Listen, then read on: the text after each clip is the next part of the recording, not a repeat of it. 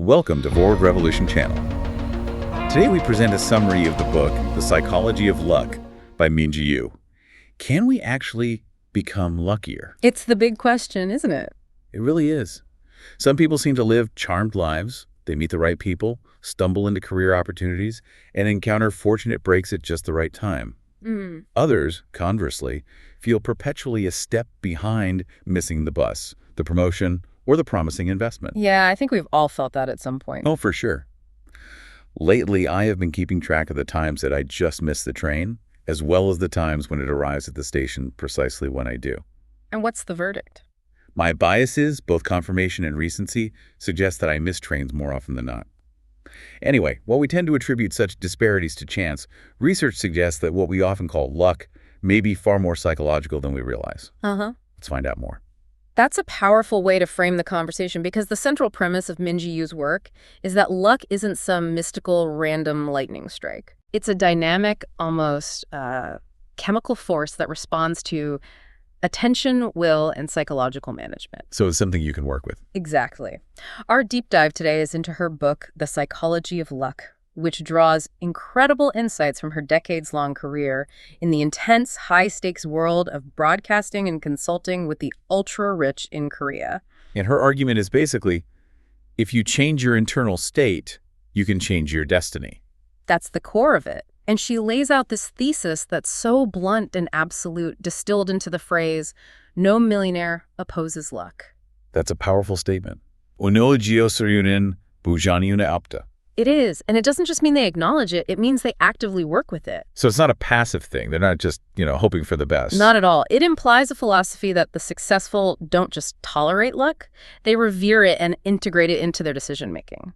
For Minji Yu, luck and money are fundamentally inseparable. She has that analogy right. Yeah, she says they're like meat and water. You can't really have one without the other existing in the same environment. Okay, that makes sense. Therefore, the very first step toward attracting wealth is psychological. You have to believe in luck, or at a minimum, pay deep, conscious attention to its existence and its flow. So if you just dismiss it as random noise, you automatically miss the subtle opportunities it presents. You've already closed the door. That immediately connects this book to, ancient human practices, which I find fascinating. This isn't just some modern self-help idea. No, it's rooted in something much older. It is. The source notes that studying these invisible forces governing timing and location is a tradition that spans millennia. Like the old spiritual guides. Exactly. In ancient society, figures like the Ilguan, who tracked auspicious days, and the Jiguan, the masters of geomancy who analyzed land, they weren't just fortune tellers. They were highly respected astronomers, spiritual guides, and strategic advisors to the powerful. So their entire societal role was to optimize action by tracking these intangible elements. It's about timing. Precisely. They understood that effort alone is insufficient. Timing the flow of luck is critical. Minji Yu takes this historical reference and she modernizes it. She translates that ancient wisdom into contemporary, actionable psychological principles for cultivating wealth. So we're moving from just believing in it to actually managing it. Exactly. Moving from passive belief to active management of the mental state that attracts favorable conditions. Okay, let's unpack this and jump right into the core idea of Chapter 1, which focuses on the psychology of conviction. This idea that unwavering confidence and belief are the invisible secrets. And she starts with a fantastic setting for this observation. The high-stakes world of broadcasting. The perfect laboratory for this kind of thing. It's the perfect microcosm for extreme wealth disparity. As a highly successful producer, a PD, the author was working around the clock, pouring tremendous skill and effort into hit shows. She's on a fixed salary. A fixed salary, while watching the talent she worked with, the actors, the idols, the major stars, earn hundreds of millions of won per episode. That must create such a stark visual friction. You're working side by side, maybe sleeping at the studio for days, yet your economic destinies are just diverging exponentially. And she gives specific examples. She mentions peers, some of them younger, like Idol A buying prime development land in Gangnam, or Actor B acquiring multiple luxury apartments. Right. And the intellectual puzzle for her was, if my effort is equal, And my skill is obviously high enough to create these massive hits. Why is there such a massive difference in outcome? Exactly. It's the key question. She realized that in this environment, wealth and destiny weren't static or predictable. They were yodongxinan, fluctuating violently. So that forced her to a logical conclusion. It had to be something else. Sheer effort alone was not the sole differentiator. There had to be an intangible variable at play, and that variable was luck. And this realization was probably amplified by her personal history. The book mentions her family's background in having a strong, intuitive feel. Right, a sort of spiritual eye. She had an inherent sensitivity to these flows, what we can call profound intuition, or jikwan. She was even told early in life she would greatly expand her luck. So she was already primed to think this way. In a sense, this innate awareness initially translated into her professional success, helping her spot talent and succeed in business. But the realization she came to later was that this sensitivity wasn't just innate, it had to be actively cultivated. So how does confidence act as the magnet here? How does that work? Well, it's about creating an internal environment where opportunity can land. Luck in this framework isn't something external just hitting you out of the blue. Okay. It's the convergence of preparedness and favorable timing. When you have the conviction that luck is present, that it can be managed, and, crucially, that you are worthy of it, your attitude and habits naturally align to spot and seize those fleeting moments. And if you don't believe? If you believe you're perpetually unlucky, you will literally filter out success signals and focus only on failure signals. It's a classic self-fulfilling prophecy. So confidence is the psychological switch that flips you into receptive mode. Precisely. This makes the author's own career history so fascinating because she detailed these moments where she seemed to actively reject stability. She called them her paradoxical decisions. Yes, she left stable, high-profile jobs. She was the youngest PD at SBS. Then she left TV Chosun after a string of repeated hit shows. And she'd leave right before some major anticipated achievement. From the outside, it just looks like self-sabotage. It absolutely looks like self-sabotage if you view life as a straight, continuous line of visible progress. But she was sensing an internal misalignment. She was recognizing she was resisting the transition required for Daeyeon. Okay, Daeyeon, that's great luck, right? Yes, a major 10-year cycle of fortune.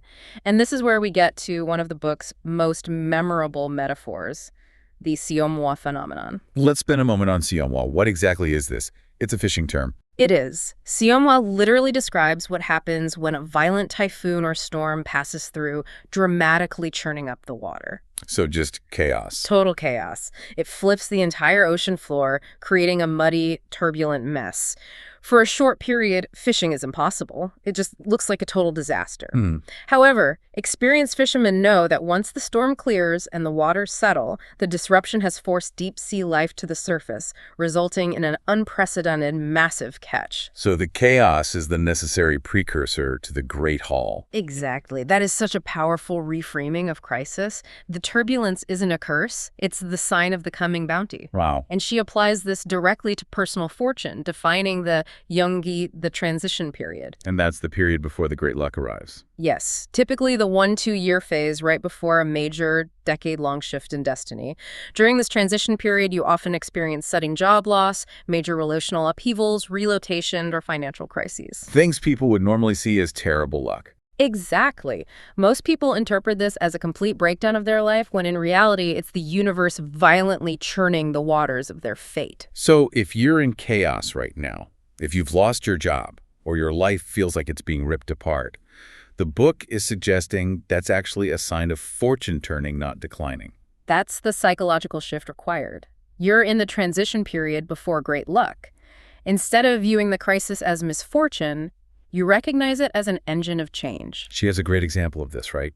The curry shop owner. The Osaka curry shop owner. It's a perfect illustration. He was struggling massively during the COVID restrictions. Right, because of the reduced hours. He was repeatedly forced to waste huge amounts of cooked rice. He felt utterly defeated. His business model was just collapsing due to external bad luck. I can imagine. But instead of remaining paralyzed, he realized he had to change the form of the wasted resource. He started studying upcycling and fermentation technology. And he didn't just survive. He pivoted entirely by turning the wasted rice into craft beer. Yes, a specialty craft beer. He transformed a traditional, struggling curry shop into an innovative craft brewing enterprise.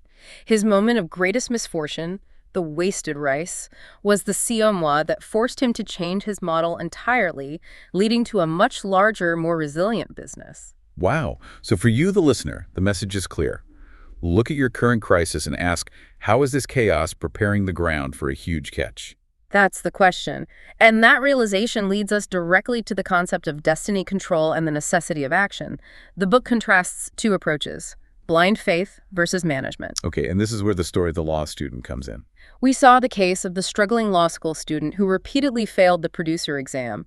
After his initial failures, he adopted a fatalistic mindset. It's just bad luck. Right. He was attributing his defeat to bad luck and passively waiting for a better time or some cosmic shift.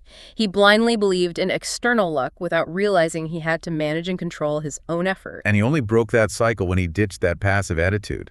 Correct. He stopped hoping for luck and focused ruthlessly on acquiring demonstrable skill. He literally forced his destiny by winning 32 national broadcasting contests. 32. Wow. This level of undeniable achievement forced the network, SBS, to make a special non-public hire. He didn't wait for the boat to drift into the harbor. He built an engine strong enough to force his way in. So luck exists, but you have to control it and leverage it with action. That's the key. This concept is visualized by the powerful boat analogy. Destiny is the boat, luck is the water. And most of us have what the book calls an ordinary destiny. Right. And people often hear ordinary destiny and get discouraged. They want to believe they are the rich person inside the painting, the rare inheritor who has a yacht and unearned wealth. But that's not most people. It's almost nobody. The reality is that the vast majority of people, even successful self-made individuals, have an ordinary destiny. And the book suggests that an ordinary destiny is, surprisingly, the highest compliment. It is, because it's a manageable destiny. The rich person outside the painting, the self-made individual, realizes that while they may not have the yacht, which is destiny, they have absolute control over the oars and the sails. That's will and effort. The water, which is luck, may ebb and flow, but they can manage the boat toward the target. She uses an archery metaphor too, right? It's a great one. An ordinary destiny means your arrows land somewhere on the target. Your will and effort are what push that arrow from the outer ring to the 10-point center, regardless of the wind.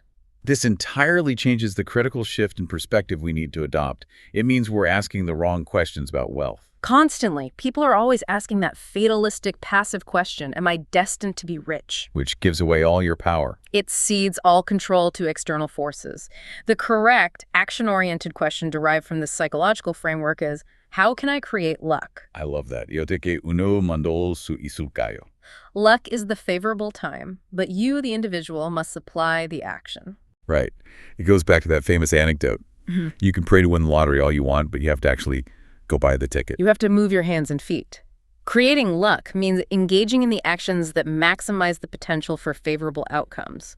Before we move on, the book does offer a really practical service by detailing the 10 common signs of impending great luck, the shifts that signal the dayan is about to begin. These are so useful for identifying if you are currently in that turbulent transition period. And they cover everything, right? Physical, mental. Comprehensive. Physically, your facial color might brighten, or you might find your appetite increasing dramatically. Mentally, your entire set of values might shift, or you might suddenly develop new tastes. The things you loved a year ago now feel totally irrelevant. And environmentally. You'll see massive relationship clearing. Old, draining relationships naturally fall away, or you experience major changes like moving house or changing careers. Even your houseplants might suddenly start thriving. And the most important counterintuitive sign is the hardship. Yes. The presence of acute hardship or misfortune is often the final signal that the Seongwa is complete. By recognizing these 10 signs, you can shift your internal dialogue. Instead of thinking, my life is falling apart, you can think, the turbulence is accelerating and I need to prepare my net for the great catch. This psychological preparation is fundamental to managing that impending luck shift. That frames the necessary confidence so well. Now, moving into Chapter 2, we need to discuss the engine that sustains that belief, the psychology of will. This is where the book gets really intense. It argues that mental fortitude and raw action can actually override external fate. And she starts with a really stark, even shocking anecdote to demonstrate the sheer power of will over fate. Yeah, the force that she suggests even heaven cannot intervene in. She recounts counseling a client about her elderly mother and saw a severe, almost absolute dark cloud of misfortune around her fate. She strongly advised the daughter to watch her mother closely, but despite the warning, the mother later died by suicide due to severe depression. Wow, that must have just shaken her foundational belief in destiny reading. It did. It was a failure of prediction that unveiled a profound truth. Human will, or Ouija, is the one factor that operates outside the predictive boundary of fate. It can even determine life and death. So her reasoning is, if human will can override the fate of the body. Then the will to achieve or acquire wealth is certainly within the will's boundary, regardless of your starting circumstance. Destiny provides the boundaries, but will determines where you stand within them. Which brings us to the self-made tycoons. Their capacity for wealth was purely generated by this internal engine. Absolutely. The book highlights figures who started with every societal disadvantage. You look at Masayoshi, son of SoftBank, who rose from poverty and discrimination as a third-generation Korean living in Japan. Right. Or Gautam Adani, who scaled the heights of global finance despite India's rigid class structures. Their success wasn't due to some favorable destiny. It was sheer, uncompromising will and resilience. There's that great quote from Sun. Luck comes to everyone, but few seize the opportunity. The difference is the will to seize it. This leads to the book's assertion that wealth fundamentally seeks those who are strong, not just kind. And the source is uncompromising here. The term used is Ganghan Saram, a strong person. This strength isn't about physical aggression or cruelty. No, it's about resilience. It's the foundational resilience, the mental and emotional horsepower required to sustain success. Wealth is a massive responsibility. It demands focus, control, the ability to absorb shocks. So if you're mentally weak or easily distracted, The wealth, even if it arrives, will quickly depart because you lack the structure to handle it. this sets up a crucial comparison in the book. The rich who overcome luck versus the rich who are subdued by luck. Two fundamentally different psychological approaches to fortune. It's a fascinating contrast. So on one side, you have the generational wealth inheritors. Right. They are often burdened by their unearned fortune, maybe worrying constantly about losing their inherited 50 billion won. Because they didn't build it. Exactly. Because they didn't build it, they recognized their good luck was external, leading to extremely high luck sensitivity and chronic anxiety. They are subdued by the fear of bad luck. Constantly playing defense, volatility is their greatest enemy. But then you have the self-made entrepreneur like the founder of the global game company who turned 100 million won into a 1 trillion won empire. They operate from a completely different base. Completely different. The self-made rich rely on their own fundamental power and will. They concentrate on maximizing luck when it's available, but they are not sensitive to bad luck. And why is that? Because their wealth is a consequence of their ability. If they lost everything tomorrow, they possess the mental blueprint and the fierce will to rebuild it. So they overcome bad luck. They overcome it because their confidence rests on internal, earned ability, not external, inherited circumstance. I think so many people can apply that contrast to their own careers. It's like, are you relying on external circumstances, which is the inherited rich mindset? Or are you building a skill base so powerful that you know you can rebuild anywhere? That's the self-made rich mindset. It's a difference between protecting a fortress you didn't build and knowing how to build a fortress anywhere, anytime. And that strong will has to be translated into concrete action to overcome disappointment. It has to be. Let's go back to the law school student who finally passed his exam. He succeeded when he stopped hoping for prediction to change and focused on action. He enacted Simjil John. A complete change of heart, a renewal of spirit. He forced the outcome. The psychological mechanism here is that disappointment and inaction feed each other. It's a vicious cycle. It is. When you're disappointed, you wait. When you wait, you're passive. When you're passive, you miss opportunities leading to more disappointment. Action cuts that cycle. Even a small action. Even a small one. Whether it's studying or starting a side hustle, taking a calculated, consistent step pivots the psychological flow from passivity to momentum. And to make that momentum real, the book demands ruthlessness in concretizing desire through calculation. Because vague desires are useless. Wishing for a 100 million won foreign car in 2 years is a fantasy. Until you do the math. Until you apply the numbers, you have to Sure. break it down. 50 million won a year. Okay, what's that per month? About 4.1 million won per day. Around 150,000 won. That daily figure is the brutal, inescapable truth. It is. And once you see that 150,001 daily goal staring you in the face, two things happen. First, the goal becomes real. It transforms vague will into practical intention. And second, The math forces you to confront reality, often necessitating plan B, maybe lowering the car price, or, more importantly, aggressively finding ways to earn that extra 150,001 a day. this is how you translate aspiration into action. Exactly. And this level of preparation helps us understand the true context behind that seemingly humble phrase, "It was just luck." Right, the hidden meaning, the sakatut, when the ultra-successful say that. It is the ultimate statement of confidence and control, disguised as humility. What they are actually conveying is, we met all the prerequisites. Effort was maximized, skill was mandatory, and we managed every variable we could control. On top of that, the external flow, the weather was clear, enabling us to execute perfectly. Luck is merely the final, uncontrollable variable that validates their thorough preparation. They didn't wait for luck. They created the environment where luck was the only thing left to happen. Precisely. And if the external system fails, they still have the will to create their own opportunity, like the author's own story as a young PD. Oh yeah, this story's great. She was highly skilled, but just relegated to assistant duties, denied the chance to produce her own show within the company structure. The system wasn't providing the stage. So instead of complaining about her bad luck, She spent her weekend creating a high-quality parody music video, uploaded it, and when it went viral, hitting 1 million views, a rival broadcaster immediately offered to license it. and that created external demand that forced her own company to recognize her value and give her the production opportunity she deserved. That is the essence of creating your own luck. Real skill isn't just competence. It is the ability to force the opportunity when the system, be it a company or a market, fails to provide it. You can never wait for permission if you are aiming for exceptional outcomes. That level of forced, sustained effort brings us to the final and maybe most controversial choice in this section, the inherent paradox of work-life balance, or warrable. The book argues that for those aiming for an ordinary life, warrable is a wonderful, healthy goal. But, There's a but. a big one, for those pursuing extraordinary wealth or top-tier stardom, a truly rare fate, the concept of work-life balance is fundamentally contradictory. It's a Yul by Benjak. She gives the example of the young actress. Yes, the beautiful young actress who failed to achieve stardom because she prioritized personal comfort over the grueling 20-hour days required during a drama shoot. She wanted the fame and the fortune, but didn't want the necessary sacrifice that came with it. Exactly. The author suggests that high-level success requires sacrificing large parts of your personal life, especially in the early stages, because you are competing against the world's most driven individuals. That's like a bicycle. It is. Success is like pedaling a bicycle or keeping a helicopter rotor spinning. If you stop, you crash.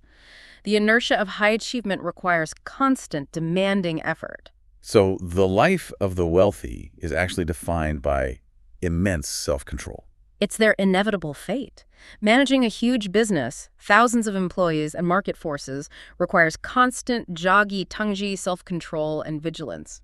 You have to consciously choose. Do you want to be extraordinarily rich and endure the intense ongoing grind, or do you want comfortable warrable? And at the highest level, you can't have both. The book argues they're incompatible. The actress faded because she couldn't tolerate the grind required to achieve and maintain top-tier success. Once we have that fierce will in place, we need tools to maintain focus and direct that energy. So Chapter 3 focuses on the psychology of suggestion. How visualization and affirmation make that will tangible. This starts with the need to become the incarnation of will by having a razor-sharp picture of the future. A clear image of the rich person, or Bujui sang. Exactly. It acts as a psychological fuel tank. The story of the young restaurateur exemplifies this perfectly. He grew up in devastating poverty, traumatized by the constant instability of his family home in a flooded slum. And he used that trauma not to paralyze him, but to hyper-focus his ambition on a single concrete target. And that target wasn't just being rich. It was buying a specific expensive apartment complex in Yongsan worth 5 billion won. He knew the exact address. And he had a ritual. He did. His visualization technique was a ritual.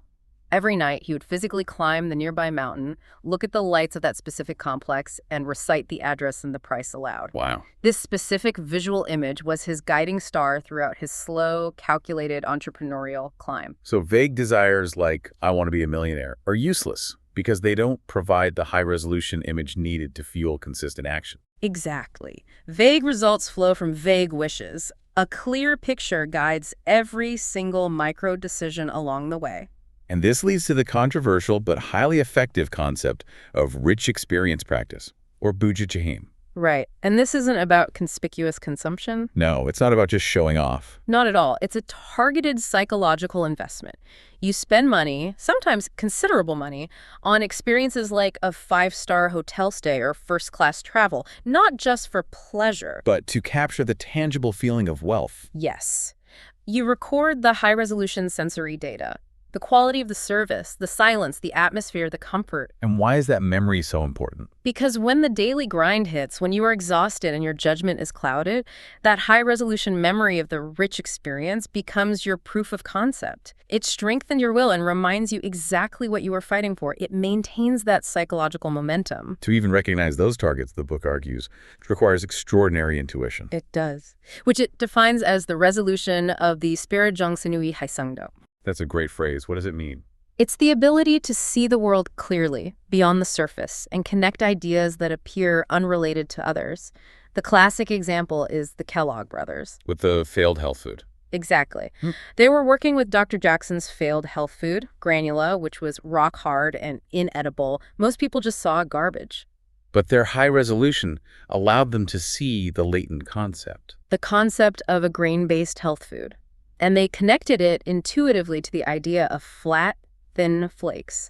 That flash of insight led directly to cornflakes, a revolutionary product. That intuitive leap, that revolution of the spirit, is what defines great innovators. It is. They can spot future trends years before they become obvious to the general public. So how do you build that intuition? The book points to something simple: the importance of the notebook and constant record keeping. The example of the 10 billion won Academy mogul is instructive. He constantly writes things down, even minor observations or fleeting ideas. Because the principle is, recording governs action.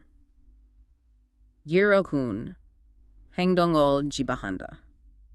By externalizing these thoughts, you solidify intention. You ensure that knowledge is stored and available to be turned into luck mileage later on. Ideas that aren't recorded are ideas that are immediately lost. Exactly. And this record-keeping ties into the tangible concept of money specifically, the value of physical cash, and the seed money practice. Right, the jamjaden. Wealthy individuals often maintain the custom of carrying a substantial amount of physical cash, not necessarily to spend, but to maintain the sense of money. Yes, the donui gamgak. Electronic numbers in a bank account are abstract. They lack the weight, volume, and psychological reality of physical currency. When money is abstract, financial mistakes become easier to make. It's about keeping the intuition sharp by staying physically grounded in the economic flow. Precisely. The famous bakery founder, who spent his later years standing near the cash register, wasn't managing staff. He was observing the tactile flow of cash, honing his intuition for economic rhythms. And there's a custom with the bills, too.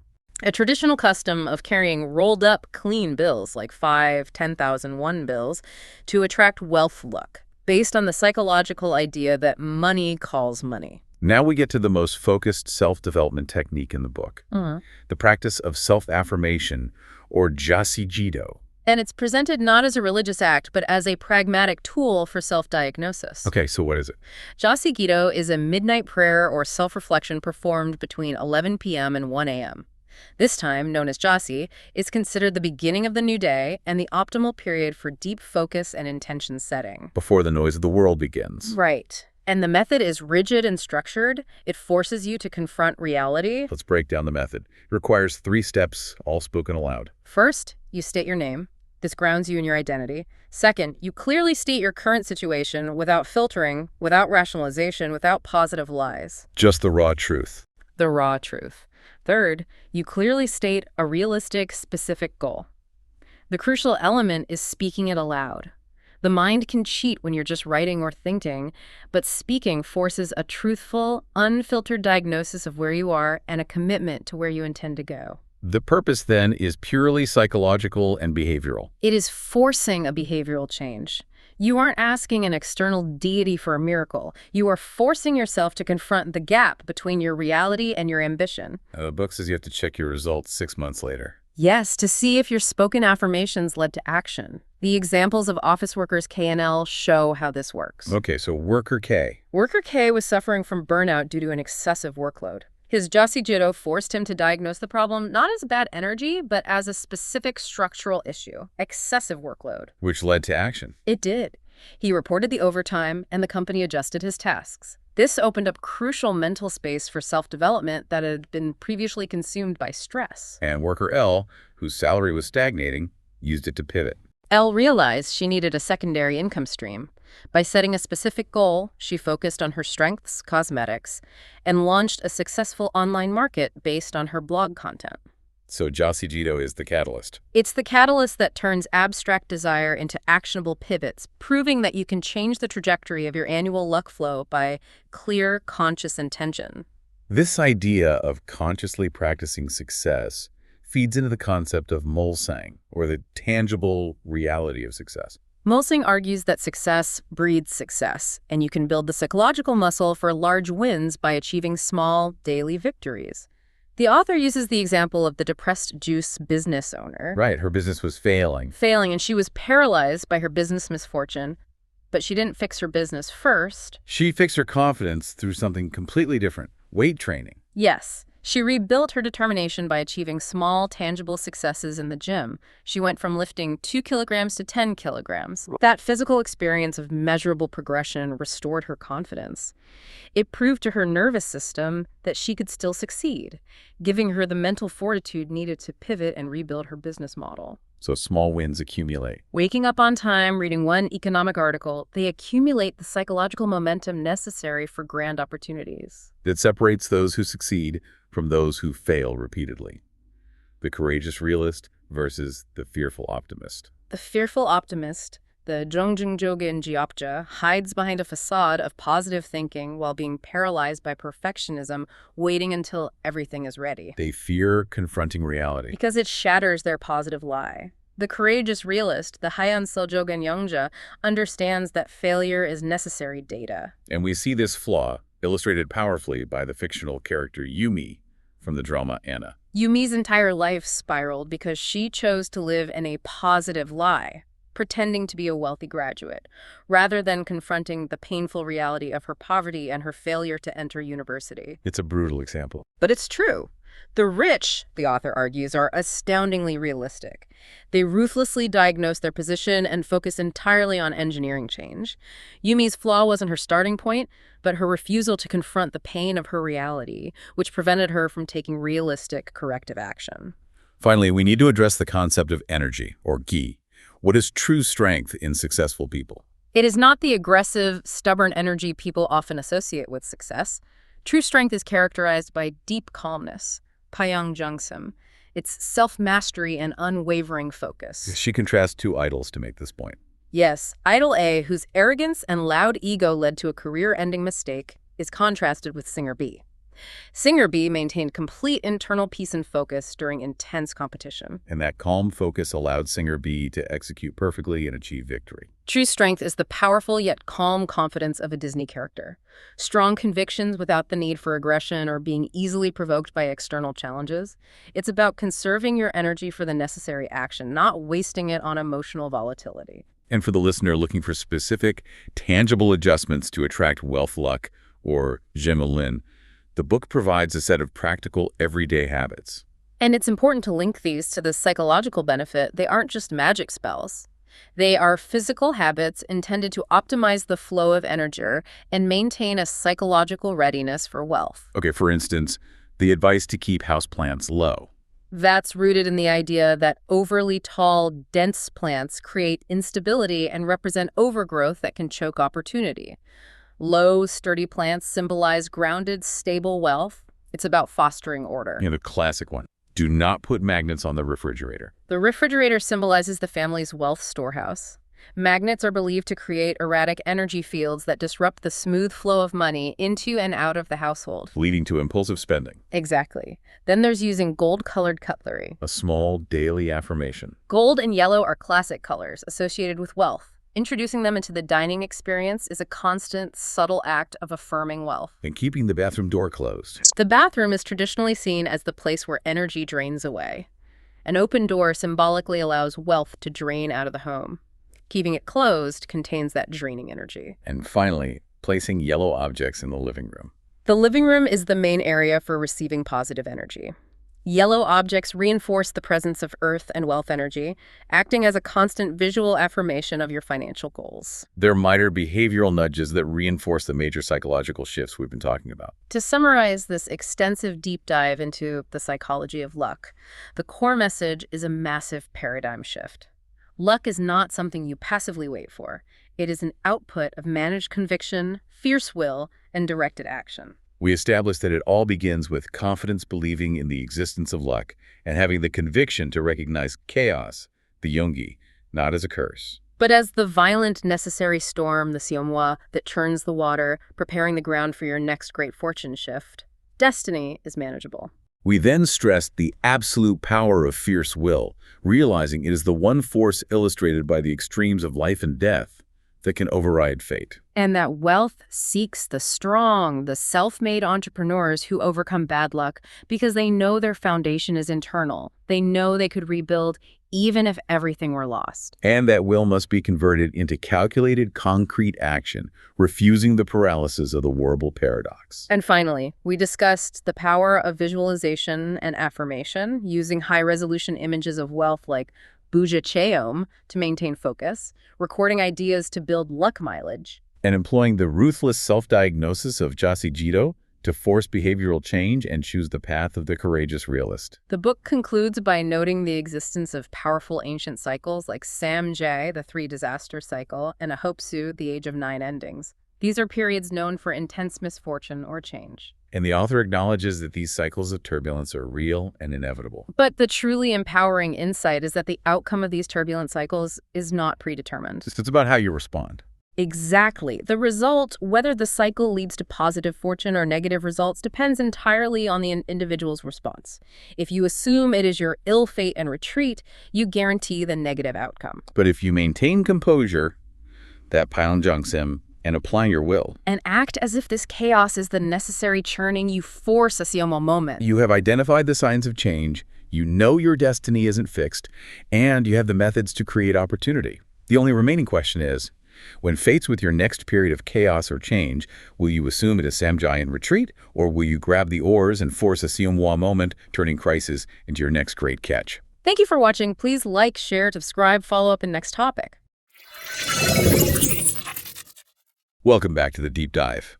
Today we are continuing our exploration of, well, a pretty demanding world, the world of fortune creation. We are, yeah. We're pulling more of those really specific, actionable insights from our source material, the psychology of luck. Right. Last time, we sort of established the groundwork, the idea that the truly wealthy, they view luck not as, a lottery ticket. No, not at all. It's a resource. Exactly, a resource, Yeah. a force that needs to be actively managed, respected, and a lot of the time anticipated. They're not just waiting for fate to knock on the door. No, they're building the whole house, really. A structure designed to capture it. So if our last deep dive was about accepting the reality of this invisible variable, luck, in the whole complex theater of capitalism, Yeah. what's today about? Today is intensely practical. Our mission today is to move beyond the philosophy, beyond just belief, and straight into the techniques. The how-to. The how-to. The daily habits, the mental self-manipulation, and the psychological architecture that the affluent use to cultivate fortune. And they do it through really sheer will and disciplined action. Okay, so this is chapters 3 and 4 from the source. We're moving from a passive belief in luck to, I guess, aggressive, conscious decision-making. That's the perfect way to put it. We're going to look at everything from sharpening your internal compass, your intuition, all the way to these techniques of self-hypnosis, how successful people literally manage the physical perception of money. And even what true inner strength actually looks like. So if you want a shortcut to knowing how high achievers train their minds to maximize every single opportunity, I think this is it. We are looking at a system, a detailed look at how to synthesize sensory data faster, how to set intentions through these really rigorous self-diagnostic methods, like this one called Jasigido. We'll get into that. Oh, we will. Hey. And why something as simple and as, old-fashioned as carrying cash can fundamentally alter your financial relationship with risk. This is about building the ship. And setting the compass to intentionally catch that rising tide. Okay, let's unpack this. Let's start with what the material presents as this sort of central mandate for success. In Thai, the phrase is "Dioka dina anakanashin gara bigheha." Which means? You must read the future to find opportunity. Right, and that's not about having a crystal ball. No, not at all. It's about realizing that in business, just pure effort, grinding it out, it often hits a point of diminishing returns. Absolutely. Timing and correct market foresight. Yeah. That's what delivers the exponential results. What's really fascinating here is the acknowledgement that in today's environment, which is moving so fast, especially in these, volatile, high-stakes fields. This source mentions the broadcasting industry specifically. Right. Fortunes can rise and fall just on the speed of a trend if you show up to an opportunity after it's already fully developed. You're too late. You're competing with absolutely everyone. The real success stories, the ones that last, are built by those who see the path forming before anyone else does. They read the future first. Which gives them the luxury of preparation and, crucially, optimal timing. So what's the mechanism for this? How do you read ahead? The source calls it intuition, or jikwan in Korean. Right. Jikwan, or sometimes more casually chok, it's that superior instinct. And the book is clear, this isn't some mystical gift. It's described as a common but highly developed trait among the wealthy. It's the ability to immediately sense the evolutionary trajectory of a situation, whether that's predicting a hit TV show or sensing a subtle shift in the market before the data confirms it. This is where we get into a core psychological concept. The source terms mental resolution, or ACE-Q, spiritual quotient. Yeah, and the visualization it suggests is perfect. Think of your mind as a camera. Okay. Most people are walking around navigating life with, say, a low-resolution camera, maybe 480p. They see things, but they're fuzzy, the colors bleed, fine details are just lost. I think I know some people with 480p cameras. We all do. But people who possess this sharp jikguan, they have a high-pixel, Ultra HD camera. They see the world vividly, clearly, accurately. But how do you get that upgrade? Can you just buy a new mental camera? Is it just innate talent? Not entirely, no. The source argues it's the culmination of massive amounts of experience, sensory data collection, and processing power. So it's trained. It's a trained skill. A high-skew mind has trained itself over years to synthesize inputs almost instantaneously. So when they're faced with a complex situation, a business deal, a negotiation, they don't need a month of spreadsheets. Because they've already processed it. Their trained mind uses all the subtle data points gathered over decades. Body language, market rhythm, historical parallels, and it just spits out a rapid, beneficial decision. That's where that principle comes from. Checking the path with a fingertip in 3 seconds. That's it. The decision is immediate because the mental resolution is high enough to process the entire landscape at once. So it's a trained skill, not just a gift. The example the source gives for this idea of intuition over rigid adherence, is the story of Kellogg's cornflakes. It's a perfect contrast. You have Dr. James Caleb Jackson, the original innovator. He created something called granula. Never heard of it. And for good reason. It was a health food based on his fervent belief in combining vegetables and water into basically a hard, tasteless, dense brick. Sounds delicious. He was operating purely on theory and his own ideology. It failed miserably because it was, by all accounts, practically inedible. He just saw ingredients and a doctrine. But then the Kellogg brothers, who were working in his clinic, they saw something different. They had the exposure to the ingredients, but they also had jikwan. They had that market sense. They had the high-resolution camera. Exactly. They looked at the same failed health food and realized the ideology was rigid, but the raw potential for a palatable, mass-produced product was immense. So they took the idea. They took the rigid health paste and, through intuition, by sensing what an average consumer actually wanted, which was flavor and ease, they transformed it into thin, crunchy flakes. They didn't invent the health benefits, but they read the future of the American breakfast market correctly. And turned a rigid doctrine into a global empire. They saw the potential, Jackson only saw the ingredients. That is the power of high mental resolution. It lets you see the future trajectory of a raw material or an idea. I think that's a huge distinction for anyone listening. Success isn't just about accumulating data. It's about having the mental clarity, the resolution, to interpret that data for maximum advantage. For sure. So once that high-resolution mind generates a crucial, rapid insight, how do these successful people make sure that idea doesn't just, vanish into thin air? That leads us directly to the second universal habit observed among the wealthy, and this is regardless of their field. It's the habit of recording. Or, as the Thai phrase puts it, keep go ahead, you God. Thank you, God. Give it, people, God. Boo, God. Rich people always have this in their pocket. And the observation is clinical. Highly affluent individuals, even those managing multi-billion-won portfolios, are diligent, almost obsessive note-takers. What are they writing down? Advice they hear, profound sentences they read, or just those sudden intuitive feelings that rapid skew output the instant it arrives. This sounds so simple, but it really flies in the face of all our modern productivity tools. I mean, if an idea is truly brilliant, surely you'll remember it. Or you can just type a quick note into your phone. Why the physical, diligent act of writing it down? This is where the psychological mechanism is so critical. The source quotes Joaquim de Posada, who said, "Recording governs action." Recording governs action. It's not about memory preservation, it's about cementing intention. Wow. When you write something down, you immediately transfer that idea from the ephemeral, chaotic space of your thoughts into the physical world. You make it real. You make it real. You engage both visual processing and, crucially, motor control. That physical motion, the act of handwriting, it cements the concept more deeply in your brain than mere thought or even just typing on a screen. So the physical effort of writing is a kind of commitment device. Precisely. It signals to your subconscious mind. This idea is valuable enough to warrant physical effort. The successful team have this proactive willingness to capture luck.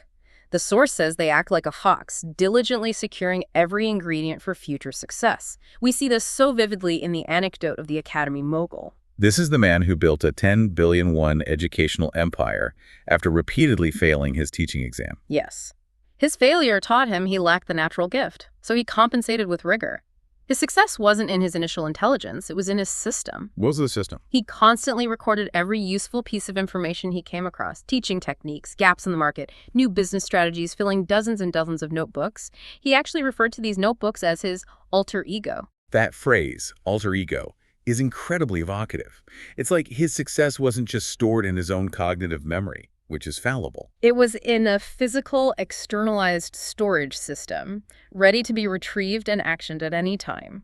It decentralizes success from just your brain. Right. It's the physical manifestation of his commitment to improvement. Writing is the first step of turning an ambiguous thought into a concrete instruction. When you review those dozens of notebooks, you're reviewing a chronological history of your own best moments of intuition, advice, and ambition. You are quite literally collecting the seeds of your future fortune. Okay, so moving on from reading the world externally and capturing those ideas, we now have to transition into actively manipulating our internal world, and we do that through rigorous self-suggestion. This is part 2, the technique of self-hypnosis, reading out loud. Or, the future belongs to those who read it first. The foundation here is this almost spiritual belief that self-conviction is just. It's non-negotiable for success. Absolutely. You have to first sell the idea of your success to the most skeptical critic in the room, yourself. Right. The source highlights a comedian C, who survived a brutal 10 years in a high-rejection industry simply by believing in herself relentlessly. To the point where others probably thought she was delusional. To the point of seeming delusional to outsiders, yes. But in fields where external validation is scarce, you have to grant yourself 100% conviction, because if you don't, you lack the psychological armor to endure the constant failure and rejection. So how do the highly affluent turn this belief into a repeatable daily action? They use self-affirmation, but not the vague kind we see all over social media. Not at all.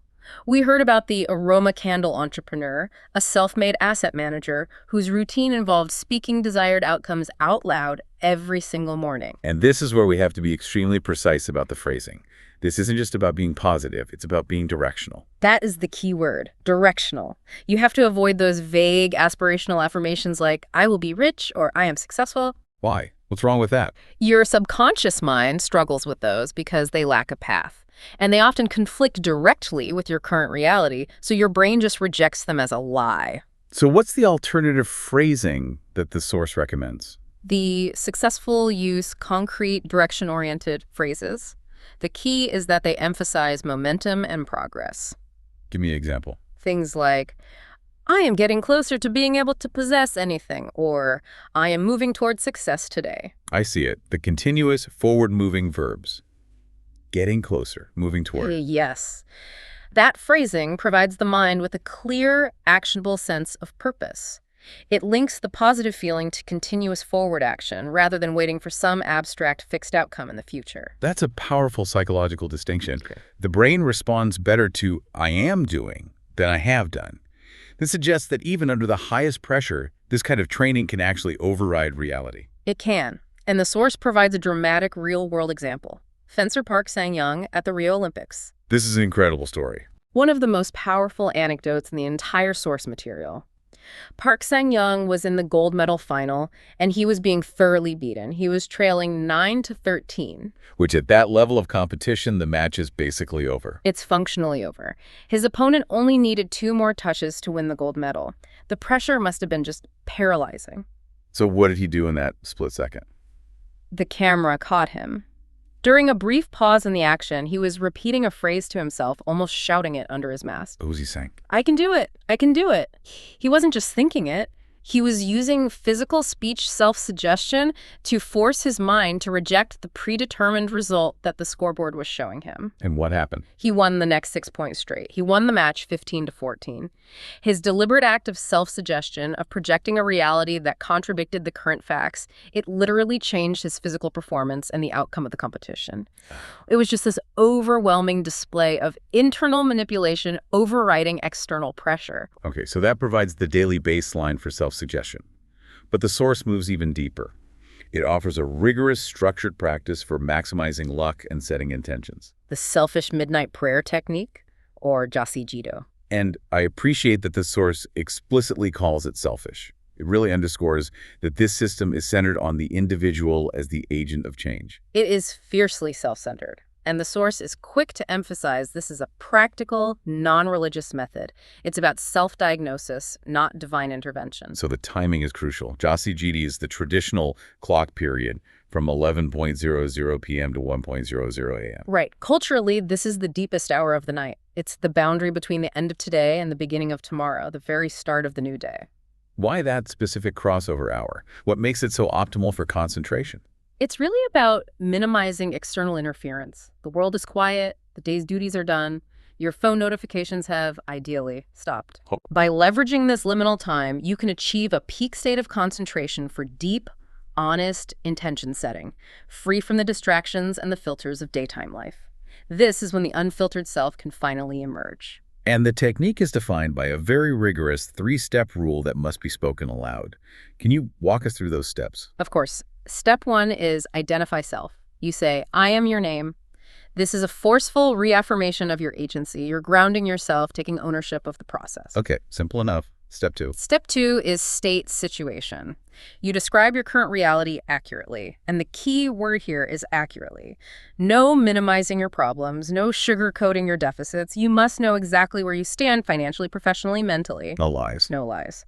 And finally, step 3 is state goal. Define a concrete, realistic objective. You are not praying for a fantasy, no lottery wins, no overnight stock miracles. The objective has to be directional and achievable through your own conscious effort. But why is the act of speaking it aloud, rather than just thinking it or writing it down in the quiet of the night, so absolutely critical to the Jasa practice? This is the genius of the technique. The spoken word is vulnerable. It's immediate, and it's less controllable than the written word. What do you mean by that? When you write, you have the leisure to revise, to censor, to beautify, to intellectualize the problem until it sounds acceptable or less scary. Speaking it aloud bypasses that self-censorship filter. It forces you to confront the raw truth. The unfiltered, raw truth of your situation and your ambition. This ensures the prayer is based on authentic reality, which makes the subsequent action plan far more honest and effective. It's a method of true, radical self-diagnosis under zero-pressure conditions. And what gives this technique its real power is the essential feedback loop, the 6-month check-in. Right. The practice demands accountability. It's not just wishful thinking. 6 months later, you must transcribe the exact prayer you spoke, the situation, and the goal. and check the actual measurable changes that have occurred. So you're measuring your own progress. The core idea becomes self-evident. The answer isn't given by a deity or by fate. The solution is found internally, and it's realized only through the self-initiated action that the prayer forced you to articulate in the first place. It's a mechanism for tracking your own internal transformation. The case studies here really show the power of this kind of self-diagnosis. Let's start with Kay, the employee. Kay was suffering severely from chronic overwork. He was burnt out, stressed, and he felt he had terrible professional luck. He was thinking about quitting or demanding a transfer. So he used Jossie Keto. He did. And the rigorous process of describing his current reality out loud forced him to consciously realize that the problem wasn't some general bad luck. The singular core physical issue was overwork. The volume, the hours. That moment of realization was the turning point. Absolutely. That conscious realization gave him a concrete direction for action. So instead of quitting stressfully, he documented and reported his excessive hours to his supervisor. And the result was rational. Completely. A redistribution of his workload and a significant improvement in his job satisfaction. He articulated the real problem, he took focused action, and he averted a chaotic, stressful exit. His luck improved because he fixed the structural problem he had been denying. And in the second case, L, the underpaid worker, this shows how it forces people to find solutions outside of a rigid framework. Elle was stuck in a low-raise environment, feeling increasingly trapped by her stagnant salary. She believed she could never achieve her goal of buying a home. So her Jossie Keto. It forced her to define her goal very specifically, a time-independent side income. She had to coldly and rationally assess her low-raise environment, and she realized that simply working harder for a tiny annual increase was a dead end. It was not the answer. So she rejected the traditional path based on her own self-diagnosis. She did. She shifted her focus completely. She improved her sales performance at work for commission incentives, but more importantly, she leveraged her existing blog platform to start a profitable online group purchase market, creating the exact income stream she had defined in her prayer. She didn't wait for her boss to grant her luck. She created the circumstances for her success. The key takeaway from Jossie Keto is this. It's a rigorous, self-diagnostic tool designed to eliminate denial and force conscious, realistic action. You are holding yourself accountable to the reality you define. We've covered reading the future and speaking the future. Now we turn to the physicality of wealth, or what the source calls the physics of money. Tangible habits for wealth. Right. And this begins with a fascinating and honestly a pretty counterintuitive observation in our hyper-digital age, the practice of handling seed money. Or can it change money to call money? This source insists that successful people carry cash. It sounds utterly archaic, doesn't it? Why would people making multi-million-won transactions every day care about a few physical bills in their pocket? That's my question. But the source insists that many self-made wealthy individuals and successful business founders, they maintain the habit of carrying a significant amount of physical currency, often the high denomination dulls. If the actual utility of cash is minimal for them, what is the psychological utility? The reason is profound.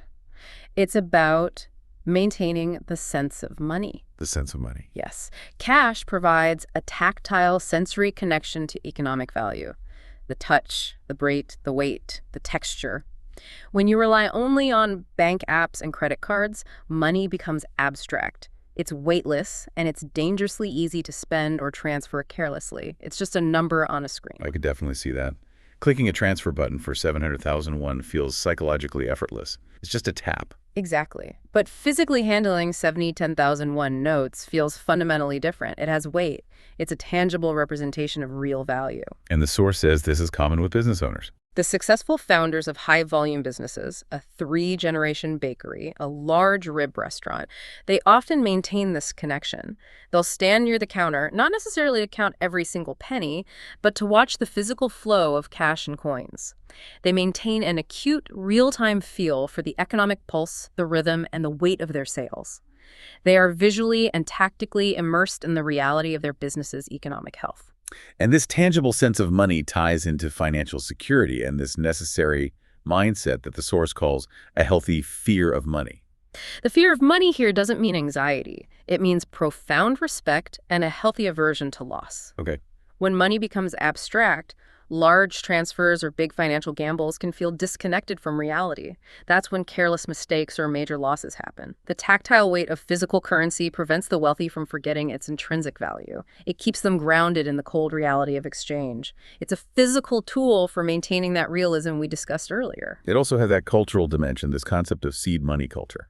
Yes. In Korea, it's a common gesture to insert a few bills when you gift someone a new wallet. It symbolizes the wish for fortune to accumulate. The cash acts as the seed for future wealth. It establishes the initial positive energy flow. So what's the recommendation for the listener? The source recommends carrying a small amount of cash, for instance, 10,000 notes rolled up in your wallet. This isn't just about emergency funds. It's a daily feng shui-derived habit designed to prevent wealth from leaking and to continually reinforce that vital sense of money. It's about creating a constant, low-level reminder of the value you are managing. Okay, so after the physical habit of maintaining that sense of money, the next insight is purely psychological. It's focused on building self-trust. This is the compounding effect of small successes, or the The premise here is interesting. Failure is often compounded by a prior lack of experience with success. Think of it like psychological muscle memory. If you've never successfully executed a goal, no matter how small, when a huge life-altering opportunity arrives, a major investment, a promotion, a chance to launch a business, you often lack the necessary self-trust or the history of consistent execution to seize it decisively. You hesitate. You hesitate. The successful realize they must build their success muscle through consistent, minor achievements. And what qualifies as a small success in this context? We're not talking about major victory. No, they are mundane, rigorous daily rituals, waking up to the first alarm, completing every single item on a daily to-do list, rigorously reading the economic news every single evening for clarity. These small wins, repeated daily, build profound internal conviction and momentum. They slowly transform self-doubt into self-trust. The story of the Juice entrepreneur dramatically illustrates how this physical habit can translate into mental fortitude. She experienced a major business failure, which resulted in deep psychological paralysis and depression. She felt incapable of achieving anything significant ever again. A total loss of confidence. Total. So to pull herself out, she began focusing on the smallest possible goal she could control. Physical success through weightlifting. She started with tiny 2-kilogram dumbbells, progressed slowly, and eventually was handling 10 kilograms. So she used her body to retrain her mind. Exactly. The daily, repeatable feeling of, I did it. The physical success of hitting a personal record, of sticking to a routine that translated directly into the mental fortitude she needed.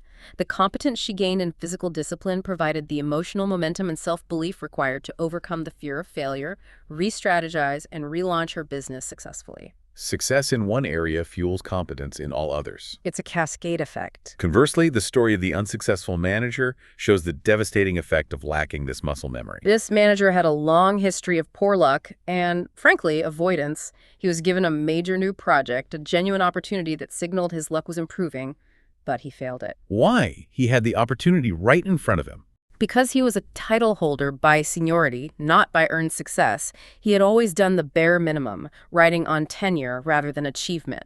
So when the real pressure and real opportunity arrived, he lacked the deep internalized self-trust and the history of small wins to execute decisively. His history of avoidance made him psychologically unprepared to handle a big win. That's a powerful conclusion. Success compounds, but so does avoidance. So building small, consistent wins is how ordinary people train themselves to catch and amplify big luck when it finally arrives. It's about creating a psychological foundation that can actually support a massive fortune. Now we enter the final section. This one delves into the psychology of strength, will, luck, and reality. We have to address the stereotype that so many people hold. The one about strong energy. Yes, now our some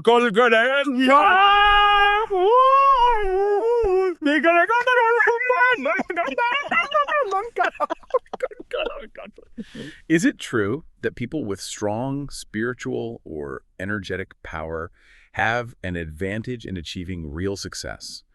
We often assume the rich are aggressive, temperamental, or strong-willed, Kikaseda. And the source material just fundamentally challenges that conventional definition of strong will, at least in the context of enduring success. It argues that true spiritual or energetic strength, or kia, among the genuinely successful is not aggression, it's not volatility, it's not hubris. What is it then? It is unshakable composure. Unshakable composure. The overly aggressive or the highly sensitive individual is actually considered a lower-level player because they're easily provoked, which allows their opponents to manipulate them or to read their next move. Composure, however, is a massive strategic advantage. That's a key distinction. Aggression is external and reactive, but composure is internal and strategic. We see this brilliantly contrasted in the case study of the two successful figures, A and B. Let's look at A, the top idol. Figure A was a powerhouse. He used intense charisma and aggressive energy, his key to build a massive empire. His presence was intimidating, and he dominated his environment externally. But his strength was based on External manipulation and hubris. And he was eventually undermined by a fundamental flaw, a mistake he made.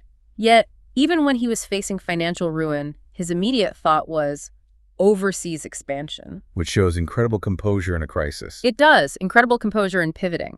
But his entire approach was rooted in denial and external control. His aggressive strength was unsustainable, and it led to a crash. And B, the audition winner, offers the necessary counterpoint. He was initially perceived by the judges as arrogant. Yes, because he displayed absolute peace and a total lack of nervousness during these intense high-stakes auditions. So B's strength was purely internal. Purely. While other more skilled candidates were emotionally volatile, crumbling under the pressure of the competition, B maintained this unflappable, absolute calm. This composure, his inner peace, maximized his focus and performance, and it led him to take first place. So the lesson is? The lesson is clear. A's strength, aggression, and hubris led to eventual failure. B's strength, calm, unflappable composure, maximized his opportunity and ensured long-term stability. True strength is calm, non-reactive, and sustained internally. Okay, so the strength needed to sustain wealth is strategic calmness, not overt aggression. Now let's tackle the final major psychological trap the source identifies for those who are seeking success. This is a big one, the trap of blind positivity. Or the special characteristic of those who never succeed. This is a direct critique of so much of modern self-help culture. Society pressures people to be constantly grateful and happy. All the time. But the source warns that this blind enforced positivity is a sugarcoating, again. A thin, sweet layer that masks real critical structural problems, especially when it comes to money and survival. It prevents honest self-diagnosis. Wait a minute, so success requires less generic positivity. That goes against almost every modern motivational trend out there. It requires reality. The source argues that successful people are rarely blindly positive.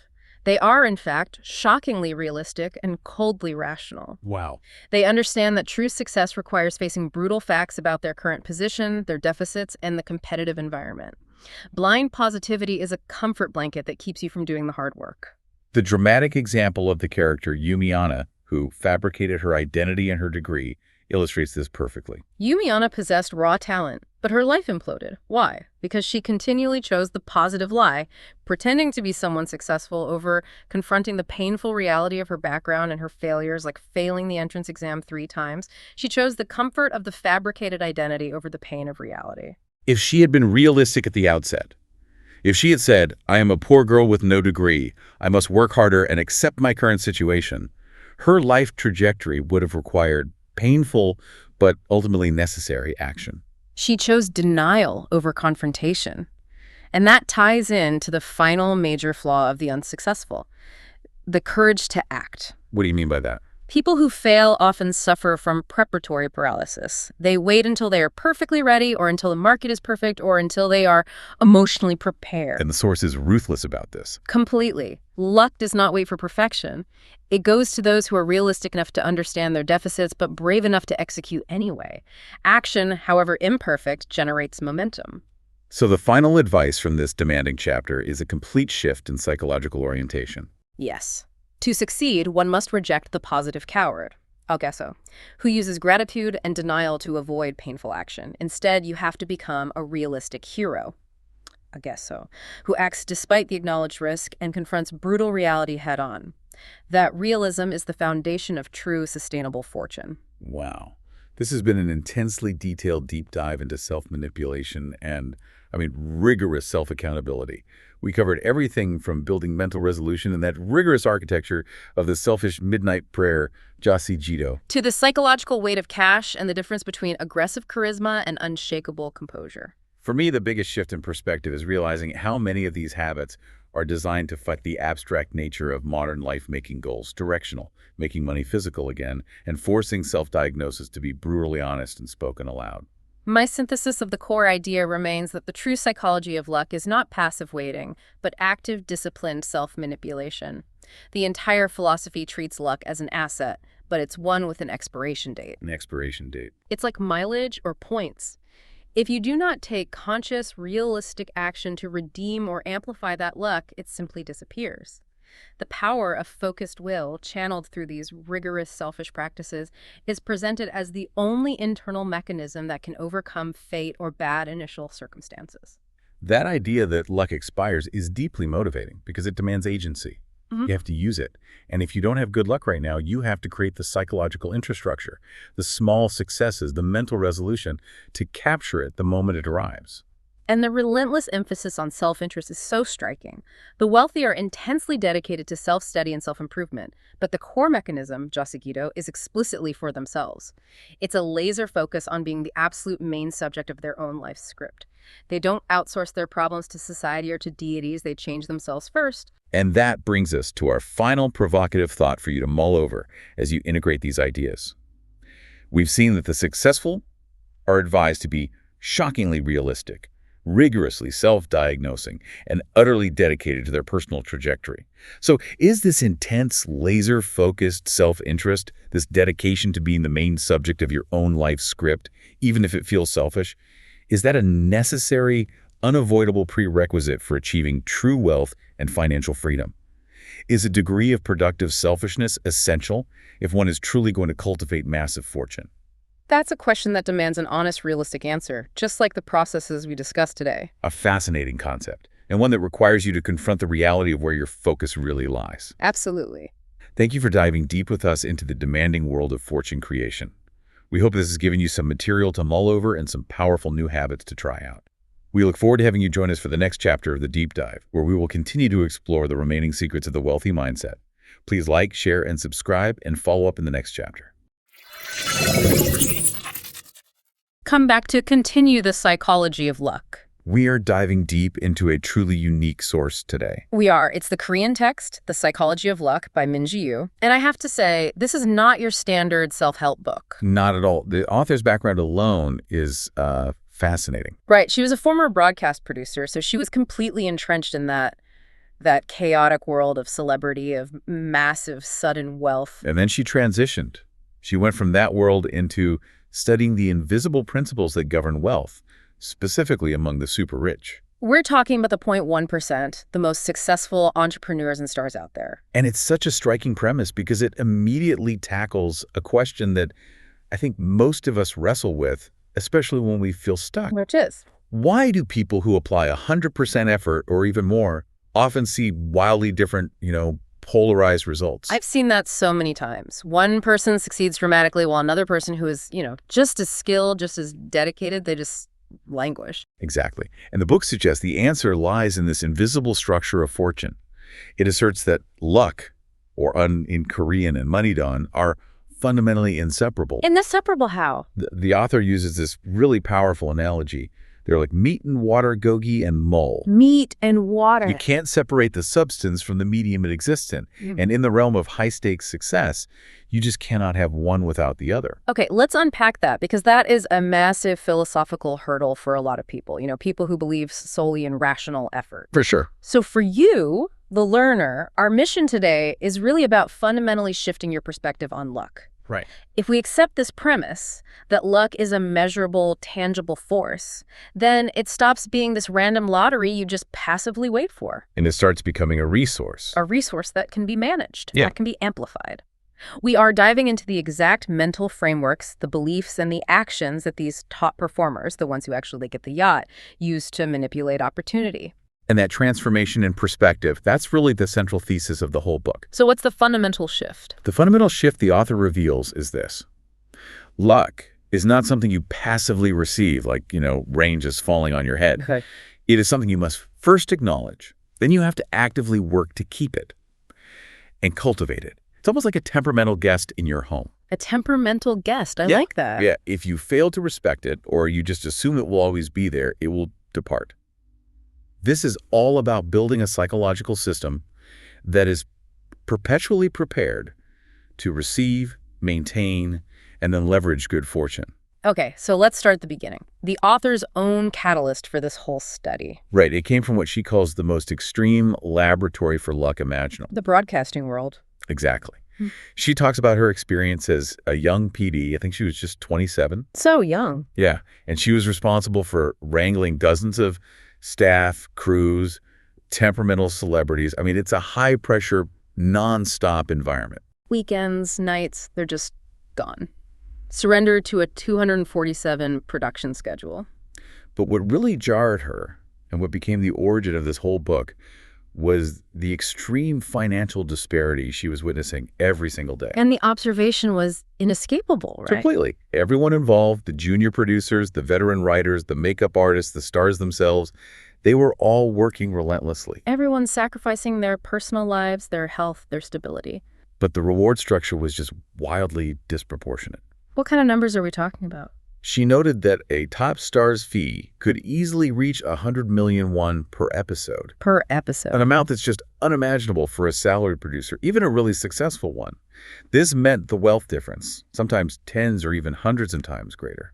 Between people putting in similar time and dedication, it just screamed for an explanation beyond raw skill or effort. Right. And she tried to find rational, practical reasons at first. Of course. You'd think, did the stars have better financial advisors? Were their investment portfolios just magically better? Did they negotiate harder? But she found no obvious, purely rational answer. Two equally talented people could be doing the exact same job. One is earning enough to buy a building every year. And the other is struggling to pay a mortgage. And that's when she realized the explanation wasn't financial or technical, it was something else entirely. So what was it? The only variable that consistently explained the difference in that accumulated success was this quiet consensus that was whispered in the hallways. Which was? Their unease is incredibly good. Their luck. So in this high-stakes, hyper-competitive environment, luck was the decisive, invisible factor. It had to be. It's an environment where fortunes turn on a dime. A single successful project can make you a millionaire, and a single scandal can send you spiraling into bankruptcy. This source describes it as the ultimate display of the cold bath and hot bath of life, the nang tang wa on tang. It's a world of extremes. It just highlights the volatile nature of luck perfectly. What's so fascinating is the sheer speed of reversal she describes. Yes.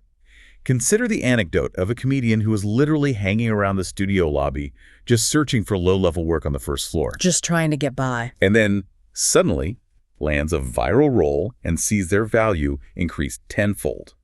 Overnight, their skill didn't change in 24 hours. Their luck did. Their luck did. And conversely, she talks about a top-tier singer enjoying massive wealth and fame, who was then shunned and lost virtually everything because of one unexpected scandal. So success and failure are separated by the narrowest, most unpredictable margin. Which led her to this foundational, almost philosophical belief. If you want to succeed in these asymmetric environments, you must believe in luck. Or at the very, very least, consciously acknowledge it. I have to push back on that slightly, though. Because for many listeners, irrational belief sounds a lot like superstition or just wishful thinking. Right. So why does the author insist that because luck is invisible to our ordinary rational eyes, the only power capable of understanding this irrational force is irrational belief? That's a really crucial distinction to make. She's not advocating for, blindly knocking on wood or consulting psychics. Okay. What she's saying is that if you dismiss luck as purely random or non-existent, you immediately discard any ability to interact with it. You close the door before you even see what's behind it. So the foundational step is just paying attention. Yes, simply paying attention to the flow of luck in your life, both good and bad. This mental acknowledgement, this internal validation that luck exists and that it is a factor, that's the starting point for applying conscious effort toward good fortune. So if you want to maximize or leverage your luck, the belief system has to be in place first. It has to be. If you believe your entire life is just a series of random events, you are far less likely to spot and then act on those fleeting opportunities when they appear. I see. So it's not about making a wish, it's about making a psychological commitment to seeing fortune as a manageable asset. Exactly. And this ties directly into the principle of buko binnikbin. The rich get richer, the poor get poorer. Right. And luck itself follows this rule. The source argues that luck seeks out and stays with those who value it, who handle it carefully, and who actively recognize its presence. And if you treat it carelessly, Or neglect to even acknowledge the fortunate things in your life, it floats away, goes to someone who's prepared to respect it. This mental preparation is the absolute first step toward long-term wealth. And this attention to the flow of luck becomes absolutely critical when you're navigating those major disruptive shifts in life. Yes, which the source defines using the specialized concept of gyoungi. Gyoungi, what is that exactly? So gyoungi is one of the most practical and compelling concepts in the book. It's defined as the 1 to 2 year transition period that happens before the 10-year Great Luck Cycle, the Daeun. A transition period. It's the time when the old cycle of luck and the new cycle literally switch places. And because this involves a profound psychological and environmental rearrangement, Like what? you might experience changes in major relationships, your core environment, your fundamental values. It often manifests as intense chaos and instability. Which people would mistake for just bad luck. They frequently mistake this period of upheaval for misfortune or just a terrible run of bad luck. That sounds incredibly destabilizing. So if I'm listening to this and I'm experiencing chaos, a divorce, a job loss, a major move, how do I know if it's genuinely bad luck or just this necessary transition period before something good happens? That is the essential question the author seeks to answer. And she offers this powerful analogy from fishing called siomwa. Siomwa. Imagine a strong typhoon overturning the ocean floor. The sheer force of the current stirs up the seabed, turning the water muddy, chaotic, and it seems totally unproductive. Right, a fisherman would probably just go home. And fishermen who leave during the typhoon miss the next phase, because after the wind subsides and the water eventually clears, that massive churning action brings in a great catch day-o, big fish, because the entire ecosystem has been reset. So the hardship itself is the mechanism of change. The ocean floor flipping over is this necessary chaotic churning process that precedes the great opportunity. Precisely. The chaos of the gyoungi is just the preparation. If you interpret the muddy water as failure and you quit, you miss the great catch. If you acknowledge the chaos as a sign of transition, you prepare for the incoming opportunity.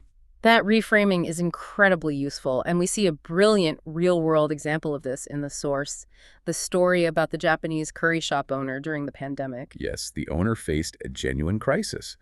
During the prolonged lockdowns, the shop saw a massive drop in business. So they were forced to waste hundreds of servings of cooked rice daily. That's a huge financial and moral misfortune. A total disaster for small business. Most owners in that situation just felt despair. This was their gyoungi, total instability. But instead of remaining paralyzed, this owner looked at the wasted rice differently. He used the crisis as a forcing function for innovation. He realized the problem wasn't the demand for food, but the format of delivery and the economic viability of this wasted material. So he decided to upcycle the cold, wasted rice into a new, high-margin product. Right. He spent months researching fermentation, securing the technology required, and eventually created a successful, unique craft beer from it. That is incredible. This strategic pivot changed him from a struggling neighborhood curry shop owner, a business model tied to one location and specific hours, into a craft beer entrepreneur with a national distribution network. So the misfortune of the wasted rice was transformed into a massive opportunity, precisely at that turbulent transition point. Proving that sometimes you need the typhoon to clear the path for the big fish. So we've established that luck is a real measurable force, especially in these high-stakes situations, and that chaotic periods are often signs of a transition. Right.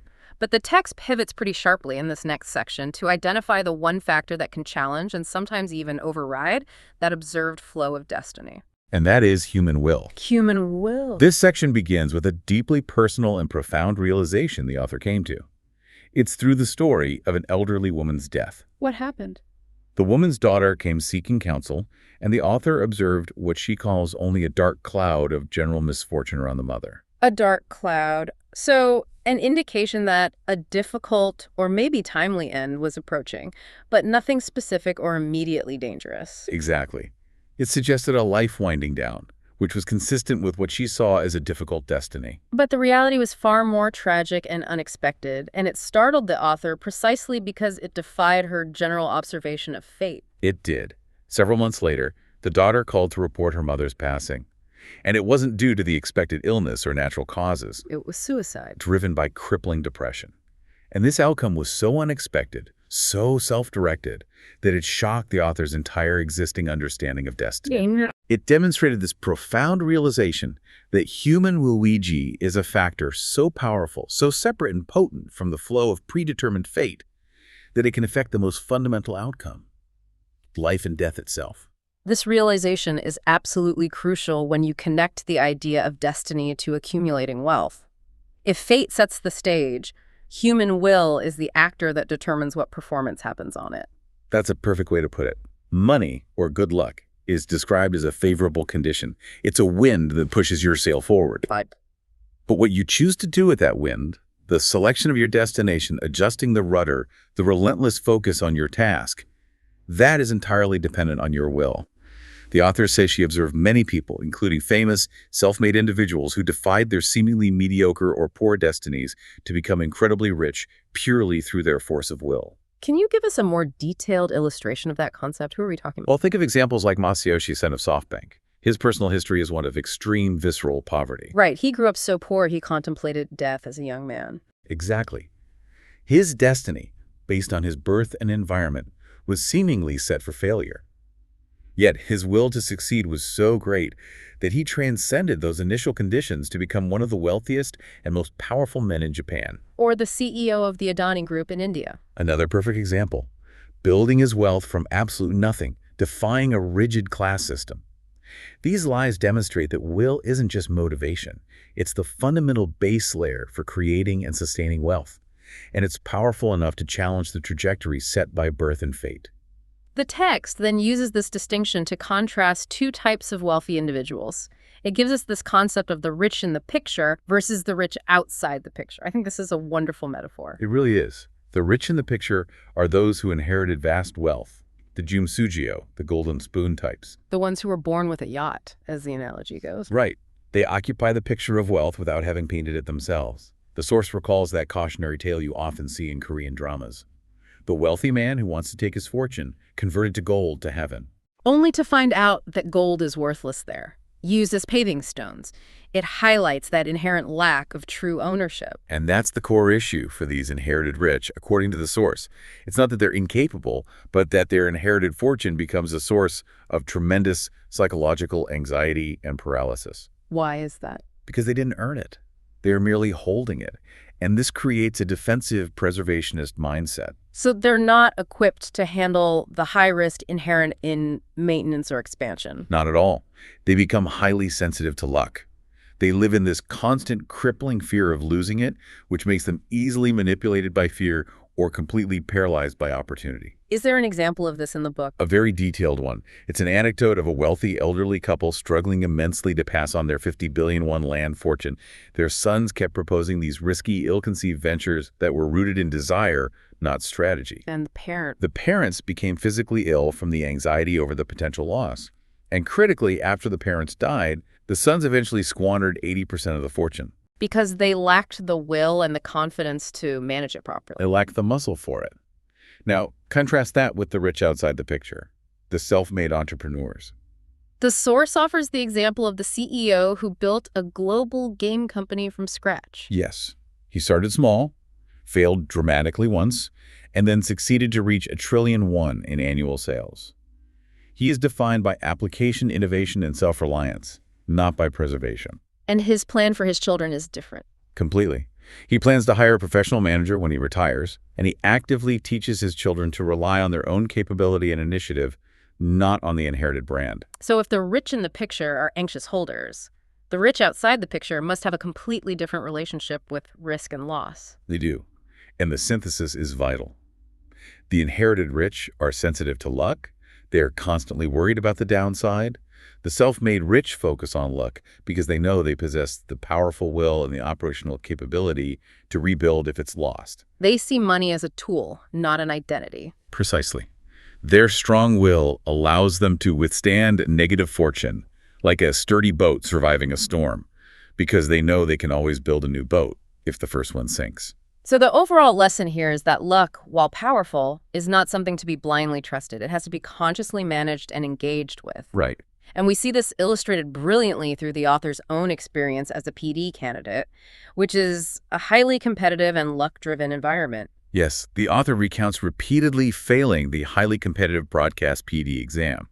It's an exam that only accepts a tiny fraction of applicants each year. And after each rejection, she'd console herself by blaming bad luck. The wrong year, the subjective nature of the interviewers. She was effectively letting luck dictate her trajectory, just relying on its timing rather than seizing control. That is the definition of blindly trusting luck, just waiting for the perfect window to open naturally. It is. So what was the pivotal shift in her thinking? How did she break that cycle? She realized she was allowing fate to just drag her along. So she decided to stop blaming all these external factors of luck and instead focus on proving her skill through relentless, undeniable action. She stepped away from the official exam path. Deliberately. And she aggressively entered every available competition, winning an astonishing 32 national and corporate contests. This relentless, self-directed action created a compelling and unavoidable narrative of competence. And that forced luck to respond to her. Exactly. The resulting special recruitment offer she received to become the youngest PD at a major broadcasting station, SBS, was undeniably her moment of good luck. But it was a moment she engineered entirely through her accumulated success. The lesson there is simple but profound. Luck exists, but it must be handled and commanded, not just relied upon. Blaming luck is the surest way to lose control of your life and your financial trajectory. The strong will forces the chaotic winds of luck to serve a defined purpose. Okay, so let's talk about these high achievers. People like soccer star Son Heung-min, who won the Premier League Golden Boot. Or music producer Park Jin-young. Right.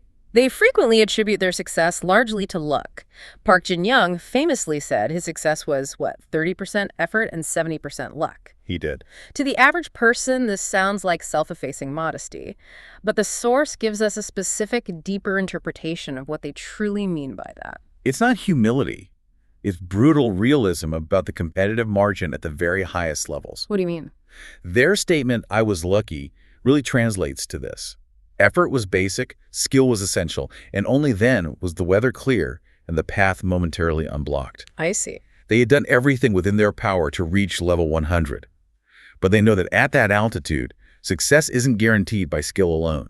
A small, uncontrollable factor. Like the wind direction during a penalty kick. A sudden injury in the final practice, a temporary sore throat before a major concert, a financial crash that tanks their new venture. Any of these can overturn the entire outcome. So acknowledging luck is acknowledging the decisive, uncontrollable final variable that separates the great from the slightly less great. It's the difference between having the skill to win 99% of the time and needing that final 1% of environmental cooperation to actually secure the win. And this philosophy immediately raises the issue of the opportunity giver versus the opportunity taker. Right. We often hear this pervasive, passive attitude among employees who quit, and they cite the excuse, the company just didn't give me a chance to shine. And the author, based on her PD experience, strongly refutes this passivity. She calls that mindset a fatal flaw. A fatal flaw. She uses her own anecdote. As a junior PD, she was stuck on assistant duties, just watching senior producers take all the interesting career-making projects. So instead of waiting for the company to grant her an opening, she realized opportunities are taken, not given.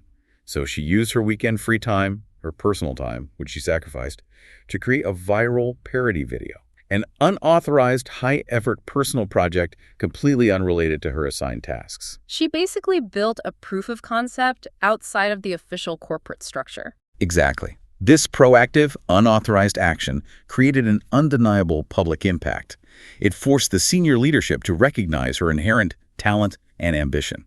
And that resulted in her landing a production role for a major show just weeks later. She didn't wait for permission, she forced the company's hand. That's the real test of skill in the world of high-stakes wealth accumulation, isn't it? If your true internal skill is a 10, but you're only willing to show 3 units of output or wait passively for direction, you will only be given 3 units of work. The ability to create and seize opportunities, even when the deck isn't explicitly laid out for you, that is the definition of competence among the hyper-successful. So money and success flow to those who aggressively pierce through their current environment to make their own openings. Luck doesn't reward patience. It rewards the prepared aggressor. Luck is the sweet reward that falls into the lap of the person who actively forges their own entry points. This level of sustained aggressive effort and ambition leads us directly to what the source defines as the great paradox of modern life. The fundamental incompatibility of self-made wealth accumulation and work-life balance, or WLB. Warabeo. Yes. The author provides this cautionary tale about a beautiful new actress. She had every physical advantage, early professional support, but she struggled immensely with the intense demands of stardom. She complained. Frequently. About the long hours, the difficult roles, say, complicated action scenes, or wearing hot, heavy, traditional costumes. And despite her stated goal of becoming wealthy and successful, she constantly insisted, WLB is the most important thing to me. I think many people listening right now would sympathize with that sentiment. I mean, it sounds entirely reasonable. It sounds reasonable for someone who is aiming for adequate success. But the expert analysis here is direct and uncompromising. Yeah. Wealth, especially self-made wealth, and WLB are fundamentally incompatible materials when you're pursuing asymmetric rewards. Why are they incompatible? I mean, that's a huge statement. Because to achieve rare success, the kind that elevates someone to a star or a billionaire, yielding massive asymmetrical rewards, you simply cannot operate with an adequate effort for adequate reward mindset. So if you demand the schedule, the boundaries, and the emotional comfort level of the 99%? You cannot expect to achieve the results of the 0.1%. Wealth accumulation, particularly in the foundational stages, demands intense self-control, relentless focus, and sustained, often unbalanced effort. You're saying that the goal of massive wealth requires temporarily sacrificing the conventional personal life? Yes. The metaphor used is potent. Starting a successful hyper-growth business is like riding a bicycle or piloting a helicopter. If you start pedaling or the rotor stops spinning, you don't just slow down. You crash. You crash. Sustained high ambition demands the temporary strategic sacrifice of a conventional personal life for many years. And the actress? The actress, unwilling to endure the genuine hardship and relentless effort required, unwilling to sacrifice WLB, stalled her career. She accepted only small, comfortable roles and eventually faded from the public eye. She valued comfort over command. And her luck simply evaporated. Okay, so if sustained, intense action is the cost of ambition, what's the prerequisite internal mental state? How do you get there? This next section focuses on how the rich cultivate that internal mindset necessary to summon and sustain that high-level will. And it begins with this concept of becoming the avatar of will, which is driven by visualization. This is a powerful story. It is. It's about a young, highly successful restaurant entrepreneur whose childhood was marked by intense, concrete poverty. He describes his deepest, most visceral memory of lack being this paralyzing fear of heavy rain flooding their dilapidated rental home. And that specific emotional sense of instability and shame became his singular, concrete motivator. And crucially, that trauma didn't lead him to a vague wish for more money. It led to a hyper-specific, defining goal. What was it? His singular, concrete goal was, buy a house where I can safely raise my mother. And he didn't stop there. He visualized a 5 billion won apartment in Yongsan-gu with a clear Han River view. Perfect high-rise security against rain and theft. The clarity and the connection to that core emotional motivator is the key. And the action that followed that clarity was equally specific and, well, ritualistic. Every single night, regardless of how exhausted he was from working long hours at restaurants, he would climb a nearby mountain to gaze at the exact apartment complex. He didn't just generally wish for it. No. He visualized the address, the specific shops surrounding it, the floor plan, even the color of the interior walls. This is what built the rich image, the bourgeois saying a clear, detailed, visceral picture of his future wealthy self. And the author stresses that vague wishes, like I want to be rich, lead to vague, easily derailed actions. Whereas clear imagery fuels concrete, measurable action, like immediately calculating the exact annual savings needed to reach that 5 billion won target within a specific time frame. This visualization technique connects directly to the idea of rich experience that we hear about sometimes. But the source reframes it not as splurging or YOLO spending, but as psychological definition. What does that mean? The source suggests engaging in a rich experience, like eating a multi-course meal at a 5-star restaurant, or wearing a bespoke suit, or experiencing a first-class flight, not as a reward, but as a deliberate form of data collection. Data collection for your mind's retina. Exactly. It's a way to define that rich image. Experiencing the atmosphere, the spaciousness, the level of service, the quality, it confirms the psychological value of that world. This sensory confirmation fuels the necessary brutal drive and concrete action required to sustain the difficult journey toward that goal.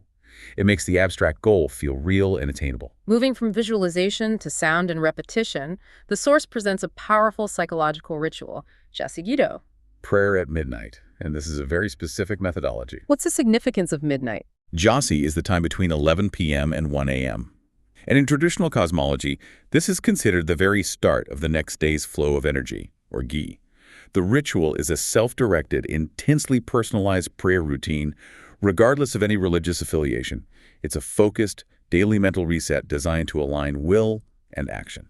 So how exactly does this personalized prayer routine work? It almost sounds like a form of self-therapy. It's structured around 3 specific declarations, and all of them must be spoken aloud. Okay, what are they?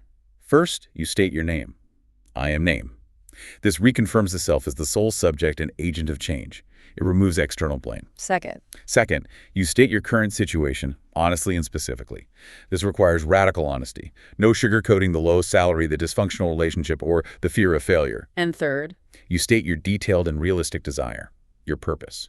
Again, no abstract, make me rich. It has to be a specific, actionable goal, like find a high-margin sideline hustle not tied to my hours, or successfully secure a $100,000 investment for our next round. why is speaking it aloud so crucial? Why not just silently think it or write it in a diary? That's a great question. The rationale is that the spoken word bypasses our mental filters. It reveals the raw, true state of the self. Piltiorial geochuji anhon jin shudun memiyo. Right. When you write, you have time to polish, to edit, to rationalize your thoughts. You can obscure the painful truth or the true depth of your desire. But when you speak it aloud, The unadulterated, unedited reality of your current situation and the raw ambition of your desire are brought forcefully to the surface. It creates true situational awareness and emotional accountability. and what's the accountability mechanism built into this ritual? How do you track progress? It's the 6-month check. After 6 months of daily spoken prayer, the individual is instructed to write down the original prayer and then meticulously annotate the changes, the outcomes, the results. So it transforms the prayer from an emotional wish into an accountability and progress map. Exactly. It forces you to review the actions you've taken and the actual outcomes you've achieved based on that initial honest declaration. It forces you to see where your stated will actually translated into action. We see a perfect example of how this translates into concrete action with the story of Elle, a salaried worker with stagnant income. Elle was struggling, feeling defeated by her low salary and rising costs, convinced she'd never afford a home. So she used Jasi Guido. And it forced her to identify her situation honestly and set that specific, realistic goal. Find a sideline hustle not tied to time. This self-reflection wasn't just therapeutic, it led to 2 concrete income-generating actions. What were they? First, she focused intensely on improving her sales performance at her day job to hit the maximum annual incentive. Second, she leveraged her popular blog traffic to start an online group purchase market for niche products. So she actively created additional scalable income streams by consciously acting on the awareness she gained from that midnight ritual. Proving the direct link between internal clarity and external opportunity. Okay, so the journey from visualization and internal commitment to reality requires building habits that ensure continuous action and awareness. Right. The first habit discussed is the power of detailed recording. This is illustrated by the academic entrepreneur who became a 10 billion won academy owner. This individual is the perfect example of the self-made outside-the-picture wealth. He failed his initial dream of becoming a teacher, but pivoted to incredible success as an entrepreneur in the competitive private education market. And his unique habit is not just note-taking. No, he meticulously records everything. Advice from others, good sentences he reads, sudden business ideas, specific feelings of intuition. Even now, long after his massive success, he literally carries these dense, multiple notebooks that function as his personal operational data center. Why is recording everything so fundamentally important? I mean, beyond just having a good memory. The source quotes this principle from the speaker Joachim de Posada: recording governs action. Recording governs action. By writing things down, the successful entrepreneur engages the visual and motor cortices of the brain. It deeply imprints the information beyond just passive reading. This comprehensive, diverse collection of data allows him to retrieve and apply disparate pieces of information, a sentence from a philosophy book, an analogy he heard in a meeting later in his business planning or lecture preparation. So it's not just a memory aid, it's an active engagement strategy. Precisely. This behavior exemplifies the attitude of the successful. They aggressively collect their share. They capture every valuable piece of information, every insight, every tiny moment of fortune that others let slip away because they weren't paying attention or weren't actively recording it. They treat knowledge like currency. The next fascinating habit relates to maintaining the sense of money, or 정자ten, seed money. Especially in our modern, increasingly cashless society. The author observed successful figures, including a senior broadcaster who consistently carried physical cash in a clean, well-maintained wallet. Okay, but this seems so counterintuitive today. Who even carries cash anymore? Why would you burden yourself with physical cash when everything is digital? The reason is purely psychological. Physical cash provides a critical sensory connection, the touch, the weight, the texture, the smell, to the concept of money. Which is otherwise just a fleeting abstract number in a bank app, a stock ticker, or a crypto wallet. Exactly. What's the psychological danger of money becoming too abstract? In an era where vast amounts of wealth are traded digitally, sometimes millions of dollars moved with just a swipe, it becomes easy to lose a sense of tangible value. This detachment can lead to what the source calls the fear of money. A fear of money. On a dahan gompo. It's an anxiety that results in either reckless overspending because the numbers don't feel real, or paralyzing risk aversion because the potential loss doesn't feel real until it's too late.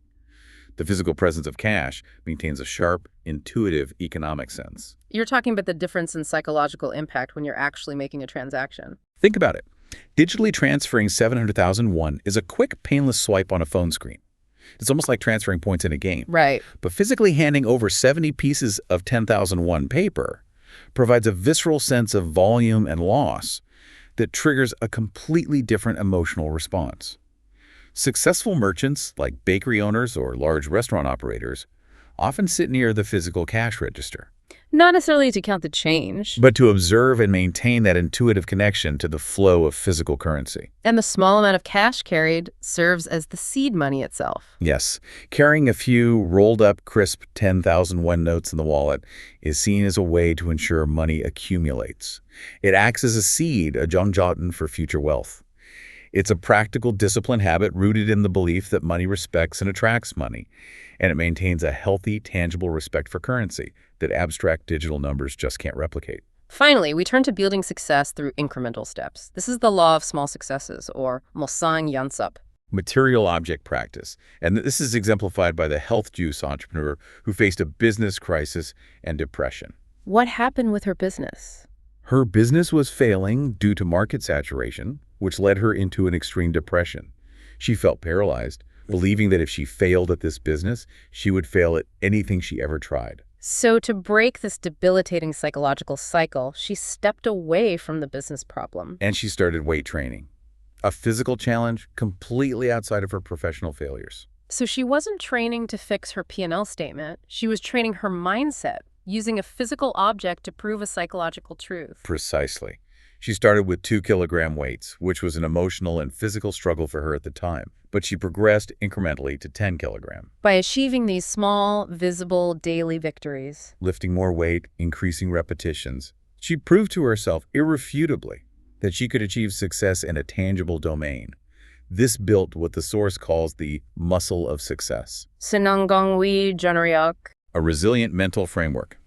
And she immediately applied that new strength to her larger abstract business problem, which led to a successful rebranding and new menu development. And the absence of this muscle is what doomed the contrasting figure.